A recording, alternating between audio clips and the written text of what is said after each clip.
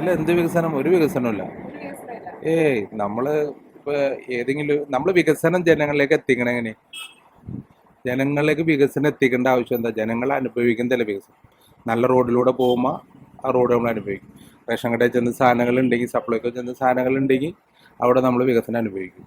Government ഹോസ്പിറ്റലിൽ ചെന്ന് ഡോക്ടർമാരുണ്ടെങ്കിൽ അവിടെ ആരോഗ്യരംഗം കറക്റ്റായി. ഒന്നുമില്ലല്ലോ, എല്ലാ മേഖലയും തകർന്ന് കിടക്കാൻ.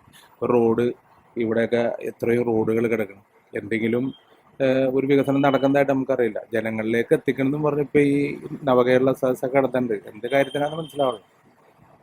ജനങ്ങൾ ഓരോ മേഖലയിൽ നിങ്ങൾ തൊഴിൽ രംഗം എടുക്കുക, നിങ്ങൾ ഈ കച്ചവടക്കാരോട് ചോദിക്കുക, നിങ്ങൾ ഓട്ടോറിക്ഷക്കാരോട് ചോദിക്കുക, അവരാരെങ്കിലും ഹാപ്പിയാണോ? അല്ലല്ലോ.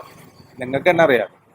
അത് തന്നെ അത് തന്നെയാണ് ഈ നാടിന്റെ അവസ്ഥ. സകല മേഖലയും തകർന്നടിഞ്ഞേക്കാണ്. വിദ്യാഭ്യാസം, എഡ്യൂക്കേഷൻ, ടൂറിസം, എല്ലാ മേഖലയും തകർന്നടിഞ്ഞേക്കാണ്.